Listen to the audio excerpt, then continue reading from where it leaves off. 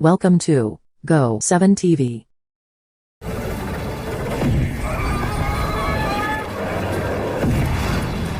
隐门弟子周彤代表雾隐门。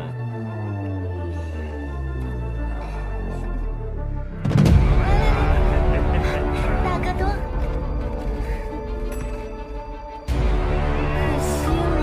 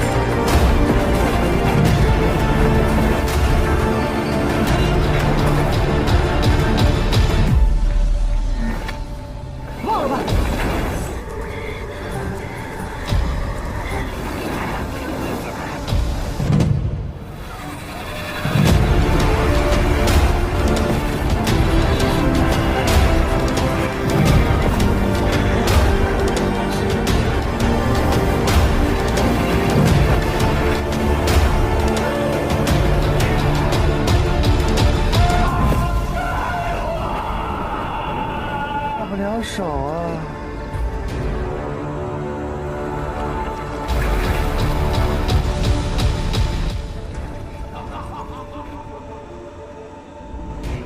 是小女的夫君，我是老板娘琛琛。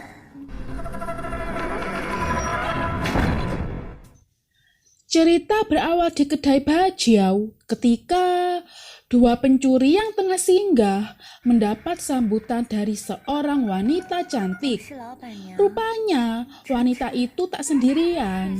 Ditemani sesosok pria mungil, mereka melenyapkan salah satu pencuri.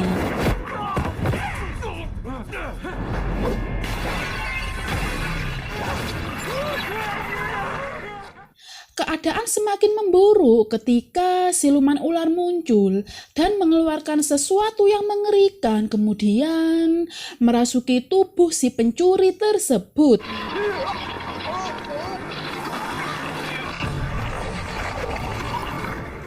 Konon, mereka mempunyai misi untuk menemukan lelaki tua yang memiliki ilmu jia. Diduga lelaki tua tersebut bersembunyi di sebuah kota dan mereka berpikir untuk menemukannya terlebih dulu sebelum sekte embun menemukannya. Cerita beralih di kota Luoja di mana seorang pria yang bernama Jiaming yang merupakan putra bupati tengah mengeksploitasi seorang gadis yang biasanya dipanggil Flea. Beruntung Flea selamat atas pertolongan putra gubernur yang karismatik bernama Zhu Tong. Dan peristiwa tersebut menyulut dendam yang teramat dalam di hati Jiaming. Dirasa usai, Zhu Tong dan Flea pun beranjak pergi. Secara spontan, Zhu Tong berbalik arah hanya untuk memberikan roti gulung untuk pengemis yang tengah terbaring sakit. Keesokan paginya, Jiaming ditemani Flea menghadap Zhu Tong untuk memberikan sebuah hadiah istimewa. Pada awalnya, Zhu Tong menolak hadiah tersebut, namun pada akhirnya dia pun menerimanya. Konon, hadiah tersebut berupa patung legendaris dari sekte embun.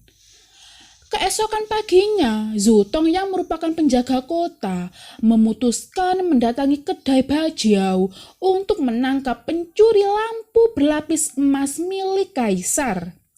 Setibanya di kedai bajau, Zhu Tong dibuat terperangah menyaksikan manusia mini tengah memotong-motong tubuh seorang lelaki. Dia pun bergegas menyelamatkan diri, namun naas, langkahnya tidaklah semulus yang dibayangkan. Alhasil, dia pun menemukan jalan buntu dan hampir menjadi santapan monster laba-laba. Beruntung nasib baik masih berpihak kepadanya ketika salah satu anggota sekte embun berhasil menyelamatkannya.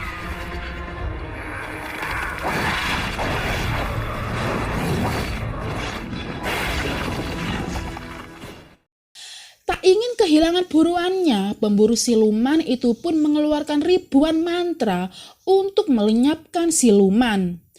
Rupanya, kedai tersebut merupakan sarang siluman. Setelah semuanya lenyap, sekte embun pun mengembalikan Zutong ke tempat semula. Sesuatu yang buruk menimpa ayah Zutong ketika Bupati menuduh ayahnya mencuri lampu berlapis emas milik kaisar. Mereka berspekulasi bahwa Tuan Zhu bekerja sama dengan pencuri Liu Shanxing untuk menyelundupkan lampu tersebut ke dalam sebuah patung.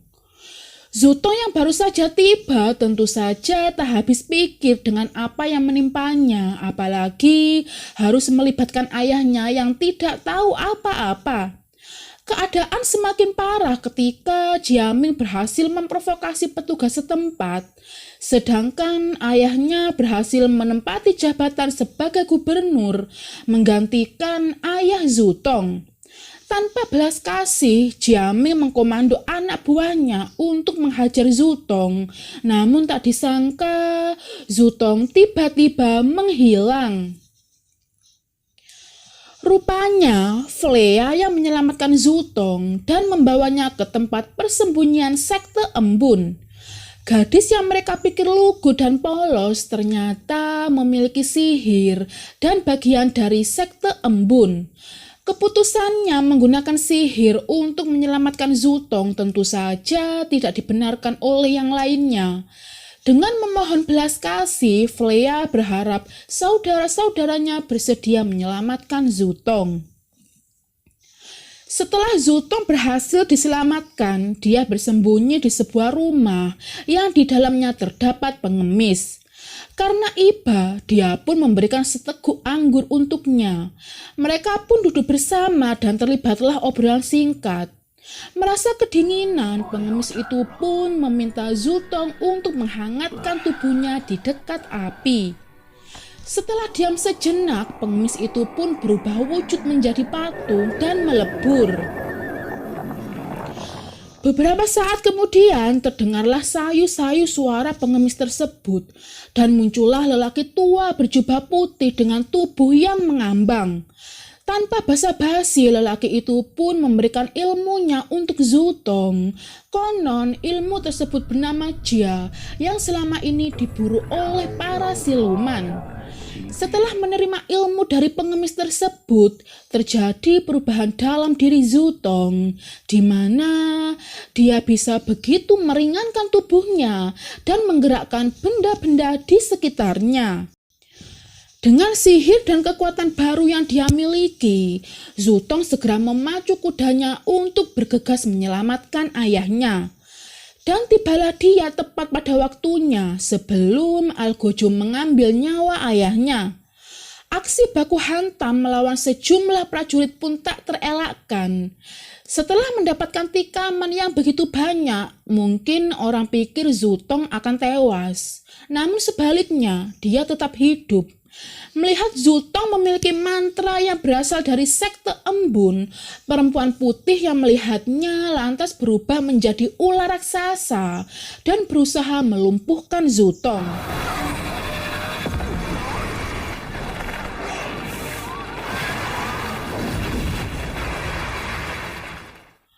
Terjadilah pertikaian besar antara siluman ular dengan sekte embun yang baru saja tiba. Setelah pertikaian usai, sekte embun membawa Zutong lari menyelamatkan diri. Melihat ayahnya hendak dilenyapkan Bifang, sontak dia pun mengeluarkan jia yang dia peroleh. Karena tak bisa mengendalikannya, alhasil dia pun tak sadarkan diri. Singkat cerita, mereka membawa Zutong untuk mengendalikan jia dengan berbagai macam ilmu yang mereka miliki.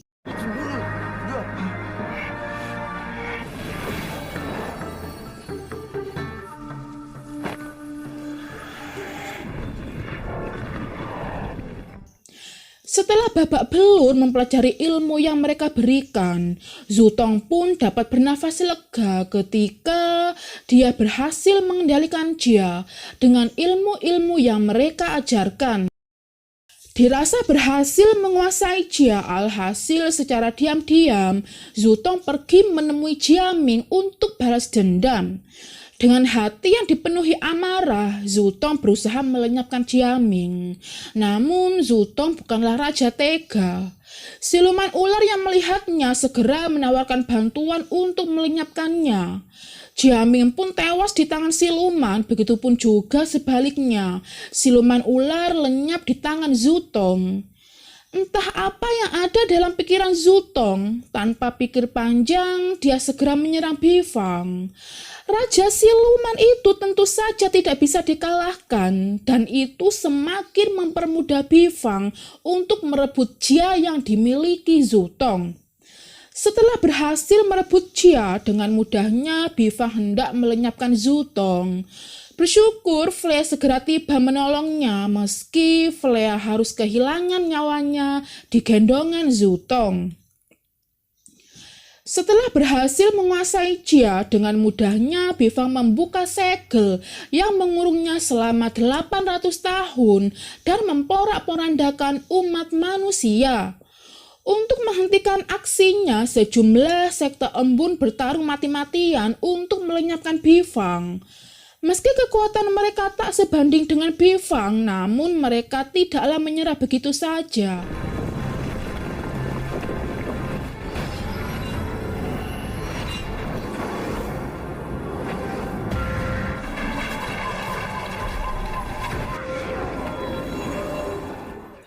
Setelah menghabiskan cukup banyak energi untuk mengurung Bifang, alhasil mereka pun dibuat tak berdaya dan kalah telak.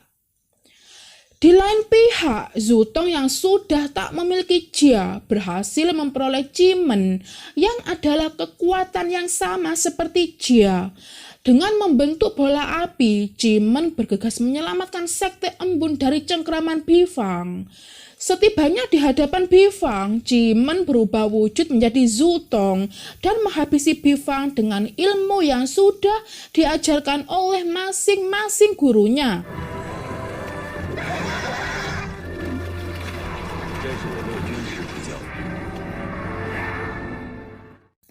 Sontak dia pun berhasil melenyapkan Bifang dan menyegelnya kembali ke dalam Cimen Dun Jia. Dan cerita pun selesai.